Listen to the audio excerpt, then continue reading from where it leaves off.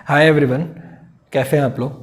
आज हमारा उत्तराखंड नदी तंत्र का अगला वीडियो है। हम लोगों ने पिछले वीडियो में अलकनंदा और भागीरथी नदी तंत्र के बारे में पढ़ा था। मैंने आपको बताया था कि जो गंगा नदी तंत्र है वो 4 नदियों से मिलकर बना है बेसिकली।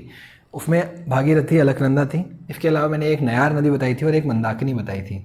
मंदाकिनी नदी मैंने बताया था कि अलकनंदा में मिलती है। पहले मैं एक बार भागीरथी का रिवाइव कराता हूँ आपको। भागीरथी मैंने बताया था कि गोमुख के पास से उत्तरकाशी से निकलती है और आगे बढ़ती हुई टिहरी में आके अलकनंदा से मिलती है।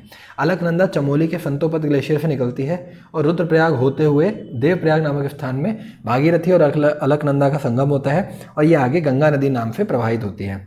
तो यहाँ से आ रही भागीरथी नदी जो उत्तरकाशी से और इधर से संतोपत ग्लेशियर यानी कि बद्रीनाथ नदी के पास से आ रही अलकनंदा नदी, ये दोनों आपस में मिलकर गंगा नदी बनाते हैं। जब अलकनंदा वहाँ से आती है तो उसमें 5 नदियाँ मिलती हैं और वो 5 प्रयाग बनते हैं।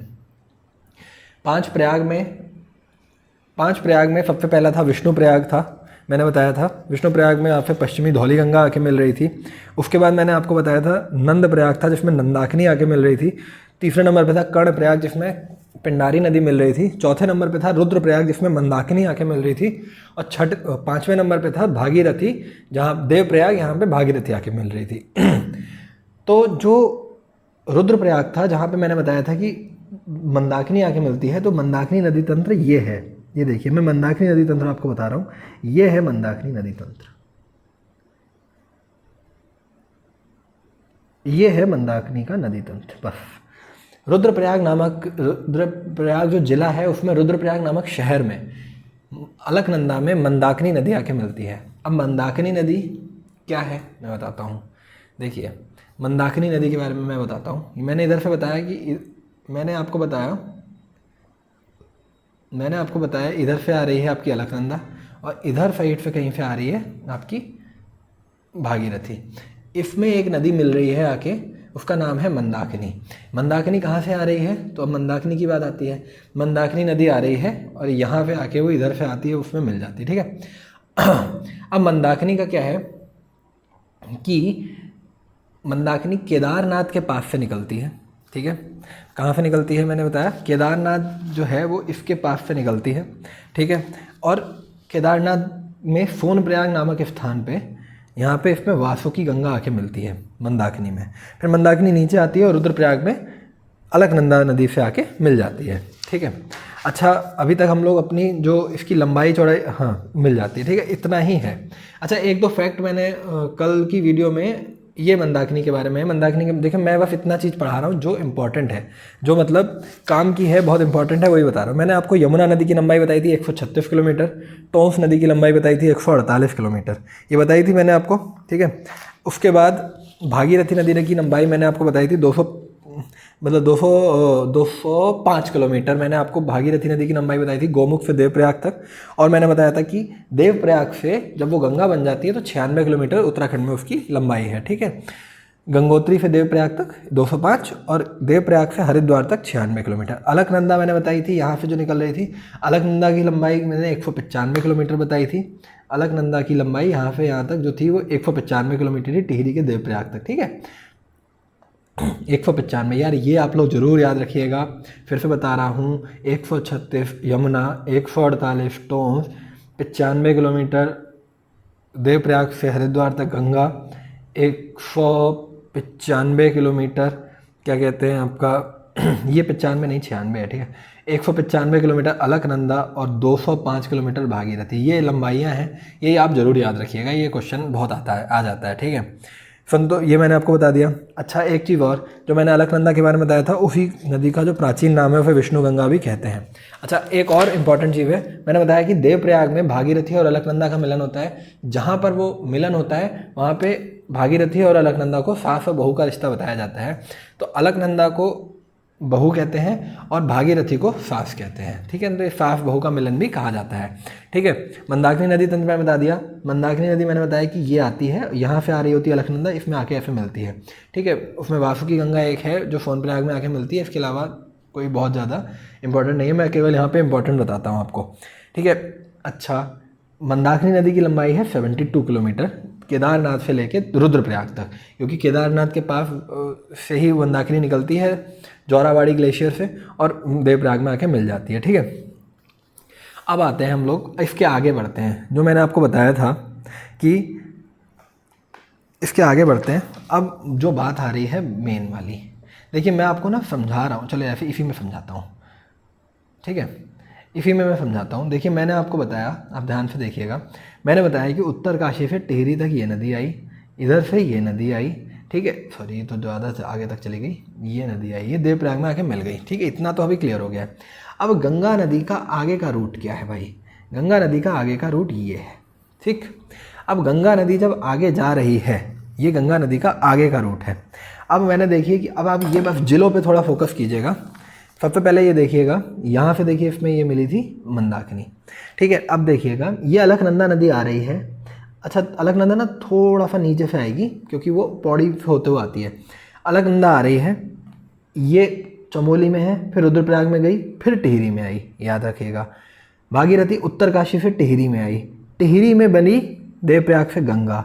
अब टिहरी से आगे बढ़ेगी गंगा तो जाएगी पौड़ी में, पौड़ी से आगे बढ़ेगी तो हरिद्वार में। गंगा नदी 3 जिलों में निकल रही है, टिहरी, पौड़ी और हरिद्वार में। जब वो टिहरी में पहुंचेगी, टिहरी में तो हो गया, जब वो पौड़ी में पहुंचेगी तो वहाँ पे उसमें आके नयार नदी मिलेगी और उसके बाद हरिद्वार से जाके वो बाहर निकल जाएगी। ठीक है, एक और चीज़ जो हमने भिलंगना नदी बताई थी, भिलंगना नदी मैंने कहाँ बताया था, यहाँ पे कहीं मिलती है जहाँ पे टिहरी बांध है। वो भिलंगना नदी जो है वो खतलिंग ग्लेशियर से आती है और उसकी लंबाई 110 किलोमीटर है। ये और आप ध्यान रखिएगा। ठीक है, ये वाला पॉइंट अच्छा था। अब आते हैं हम लोग नयार नदी पे। ठीक है, अब हम लोग नयार नदी पे चलते हैं और नयार नदी का मैं आपको बताता हूँ फिर से एक बार, यहाँ पे ही क्लियर करते हैं। ठीक है, देखिए नयार नदी जो है एक दूधातोली पर्वत श्रेणी है। ठीक है, क्या है? दूधातोली पर्वत श्रेणी। ठीक है, ये दूधातोली पर्वत श्रेणी है ये। ठीक है, यहाँ से निकलती है नयार नदी। नयार नदी 2 धाराओं में निकलती है, एक पूर्वी नयार, एक पश्चिमी नयार। ठीक है, ये दोनों ऐसे निकलती हैं और एक पॉइंट पे जाके एक हो जाती हैं। जब ये पूर्वी नयार और पश्चिमी नयार निकलती हैं, जब ये एक हो जाती हैं, जहाँ पर ये एक होती हैं वहाँ पे सतपुली नामक स्थान पर ये एक हो जाती हैं।